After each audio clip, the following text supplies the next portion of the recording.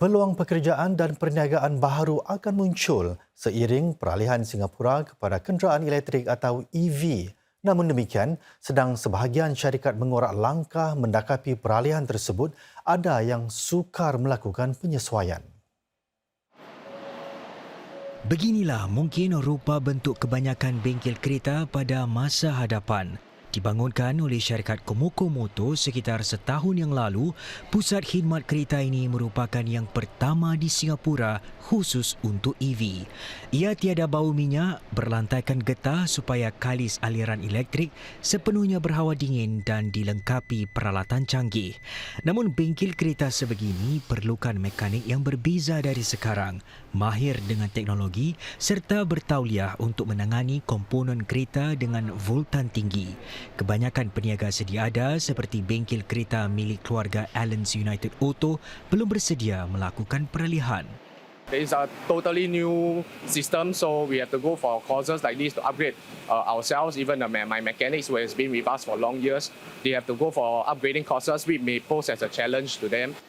Beliau menambah menggajikan mekanik baharu juga agak sukar kerana tidak ramai yang memiliki pentauliahan.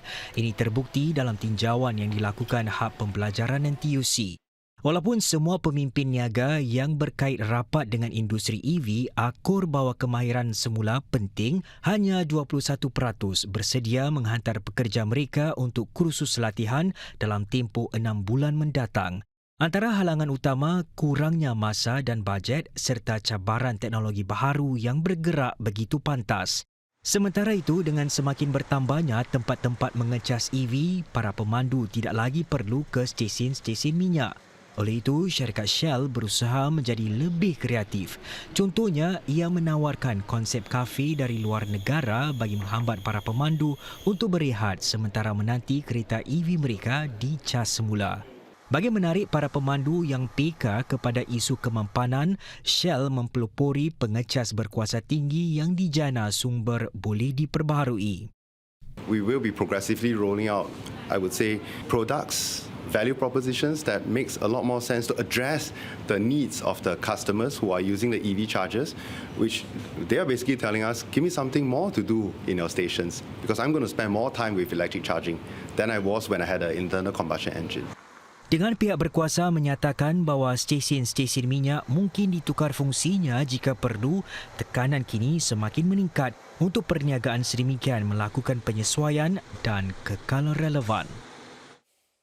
Hampir 70% pembeli barang dapur di Singapura tidak terlalu terjejas jika perlu membayar lebih daripada 5 sen untuk mendapatkan beg plastik di pasaraya.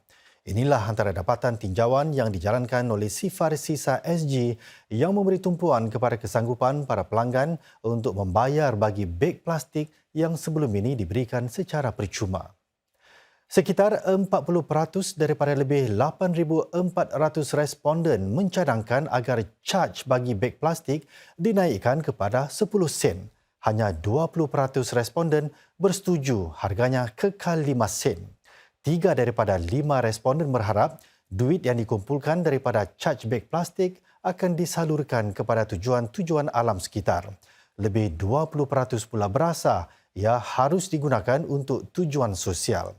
Penalti keuangan juga berkesan kerana 45% responden menyatakan mereka lebih suka membawa beg sendiri berbanding membayar bagi beg plastik. Semua kumpulan jagaan kesihatan tempatan mengerahkan sepenuhnya kaki tangan masing-masing serta memberi bayaran tambahan dalam usaha memenuhi permintaan mendadak bagi jagaan perubatan. Ini selepas gelombang terbaru COVID-19 mencetuskan lonjakan 50% dalam bilangan pesakit yang memerlukan rawatan perubatan. Yang jelas, usaha memastikan setiap klinik beroperasi dengan jumlah kaki tangan yang mencukupi memerlukan perancangan teliti serta reaksi pantas. Di Hospital Raffles dan rangkaian 35 buah klinik kendaliannya, jumlah pesakit melonjak sebanyak 50% sepanjang musim perayaan akhir tahun. Walaupun jadual kerja kaki tangannya dirancang 6 bulan lebih awal, pelbagai perubahan perlu dilakukan. Ini terutama apabila kaki tangan perubatan sendiri jatuh sakit. We do see a lot of movements and requests for staff coverage, especially these last few weeks where the COVID numbers are surging, almost like probably 3-4 times a week. Quite common. And some weeks was actually almost every day we can see it. Bagi meringankan tekanan tersebut, klinik-klinik rangkaian itu cuba mendapatkan kaki tangan dari cawangan lain atau dari Hospital Raffles. Satu lagi pilihan, mengupah kaki tangan sambilan dari luar dengan ganjaran lumayan. Pendekatan serupa turut diambil Fullerton Health. Rangkaian 30 klinik miliknya perlu mendapatkan kaki tangan tambahan 3 hingga 4 kali seminggu. Hasil pengalaman yang ditimba semasa pandemik, kumpulan tersebut melakar jadual kerja setahun lebih awal. As far as possible, we have to let people have the adequate amount of leave, you see, because if we rush people back, actually that has a damaging effect on morale. Not to mention, practically, it will cause a further spread of, various pathogens among the workplace also. And at the same time, we take adequate infection control measures among our staff to reduce infections among our staff as well. Bagi kumpulan Healthway Medical pula, ia meningkatkan penggunaan telekesihatan bagi memenuhi lonjakan permintaan untuk bertemu doktor. Menurutnya, langkah ini bagi mengelakkan kesesakan di 50 klinik miliknya serta memudahkan pihaknya menguruskan kes-kes lebih serius. Saudara, para pemandu teksi dan kereta sewa privat dijangka akan diberi set peraturan baharu yang diperkemas. Mereka juga akan menjalani latihan bagi mampu melayani pelanggan dengan lebih baik lagi. Ini misalnya dengan belajar bagaimana untuk membantu pengguna kerusi roda. Kesemua cadangan ini dibuat dalam satu sesi semakan dengan para pemain industri dalam usaha mempertingkat sistem bagi penumpang dan juga pemandu. Di antara yang hadir dalam sesi ini ialah Menteri Negara Kanan Pengangkutan Amy Khor. Dalam catatan di Facebook, beliau berkongsi bahawa ada beberapa isu yang dibincangkan.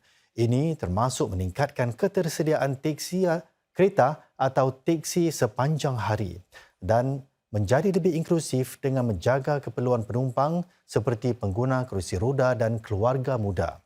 Dalam pada itu, penguasa tanah Singapura SLA akan terus mendekati pemandu, penumpang dan pakar akademik bagi semakan menyeluruh.